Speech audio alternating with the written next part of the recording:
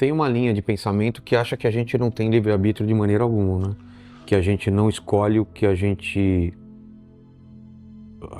os nossos desejos que são frutos de conexões, de a parte química e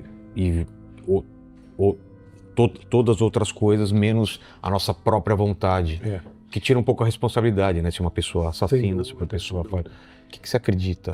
Teologicamente falando, eu creio que o homem é totalmente responsável pelos seus atos. E quando ele toma uma decisão, ele tomou porque quis, e livremente, com exceção daquelas decisões que estão relacionadas com Deus. Por exemplo, querer Deus, crer em Deus. Isso não é uma decisão ele não própria? consegue, não pode, não consegue. Eu ter buscado Deus não foi uma decisão minha? Não. O que foi? Foi o próprio Deus chamando você. Se ele não... Mas eu poderia ter tapado os ouvidos. Você poderia ter tapado os ouvidos, mas se é Deus que lhe chamou, ele vai falar mais alto do que os seus ouvidos tapados. Eu não tenho capacidade física de suplantar. A gente chama isso... Mas tem gente que faz. Irresistível. De quê? Os ateus, pessoas que... satanistas, pessoas que...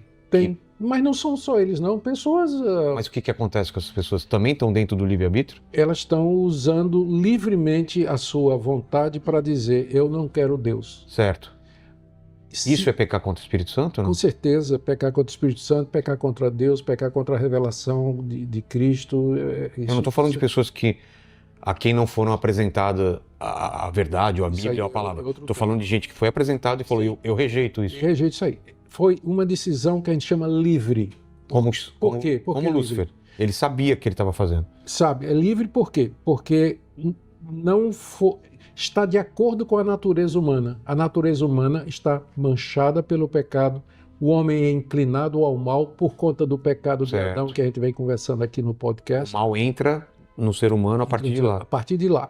E é transmitido por geração ordinária, de forma que seres humanos, por si só, não podem receber as coisas de Deus, não podem amar a Deus e não podem decidir a Deus. Quando um deles faz isso, é porque Deus chamou, Deus tirou entendi agora. Deus tirou as escamas dos olhos, Deus avivou o arbítrio, Deus transformou o coração. É aquilo que Jesus chamou, disse lá em João capítulo 3, na conversa com Nicodemos, né? Inclusive meu xará, dizendo assim, é necessário nascer de novo.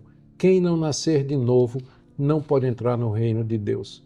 Então, é essa mudança que é feita no coração pelo Espírito Santo que capacita o ser humano a buscar a Deus. Sem isso, ele não vai fazer. Ele não vai. Não vai e não tem feito. Só quando Deus, de fato, chama. Exemplo meu, você perguntou o que... Sim. Cresci na igreja, conheci o Evangelho, 16 anos me afastei, larguei tudo. Aos 16 anos? Aos 16 anos. Vim para cá, aos Estados Unidos, com 17. Aqui eu aprendi não tem nada a ver com a cultura, tá? Não tem nada a ver aqui, nada contra os americanos, mas aqui eu me senti livre, fumei maconha, tive a minha primeira relação sexual, né, aqui nos Estados Unidos, voltei para o Brasil completamente outro do rapaz de família, de igreja que eu era. Até assalto à mão armada eu fiz, cheguei a fazer assalto à mão armada. Viver na prostituição, frequentar o Cais do Porto, a zona de prostituição de Recife, peguei doença venenosa. A história é longa. Não queria saber de Deus, Vila, não queria saber, porque eu fui criado naquele ambiente de igreja. Minha família era muito religiosa e eu não queria saber de Deus. Aos 23 anos, numa crise existencial, eu ia pôr um bullet, uma bala na minha cabeça. Entrei no quarto do meu pai para pegar o 38 que ele guardava na gaveta de meias. Minha mãe estava sentada, eu não esperava isso. E ela viu o meu estado, chegou para mim, filho, o que é? Eu disse, eu quero morrer, não quero viver mais, não tem sentido na minha vida, não tem sentido nenhum. Por que você não ora? Pela primeira vez na vida eu orei. E do outro lado alguém me atendeu. O peso caiu das costas.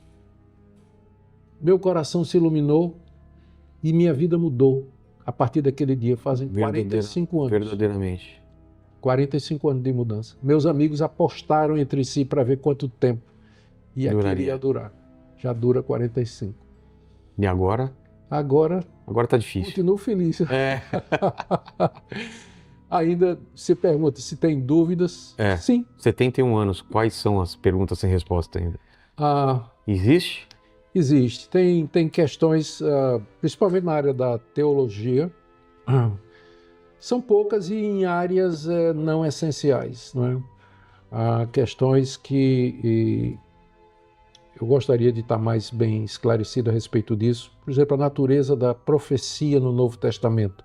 Você, por um lado, parece que lendo, você está diante do mesmo fenômeno que existia no Antigo Testamento. Mas, por outro lado, você parece que os profetas do Novo Testamento eram limitados por um ritual que Paulo impunha, de maneira que eles não eram do tipo assim, Isaías, assim diz o Senhor. Tinha que ser provado, examinado, coisa que não acontecia com a profecia do Antigo Testamento. Então, eu publiquei uma tese, minha tese de doutorado foi exatamente sobre isso, para revelar a angústia do meu coração de tentar entender isso aí. E fiz a tese, estudei, apresentei a tese, fui aprovado, com louvor, inclusive. O cara que foi um dos orientadores, ele era contrário ao meu pensamento, o Wayne Grudem. E no final, o livro foi publicado como Profetas pela editora Fiel. E no final, eu continuo ainda precisando fazer um pós-doutorado sobre isso. E aí depois você conta pra gente. Depois eu conto para você. Mas tem dúvidas assim, que não afetam o meu dia a dia, não afetam, mas que eu não tenho resposta nem convicção sobre isso. É isso aí.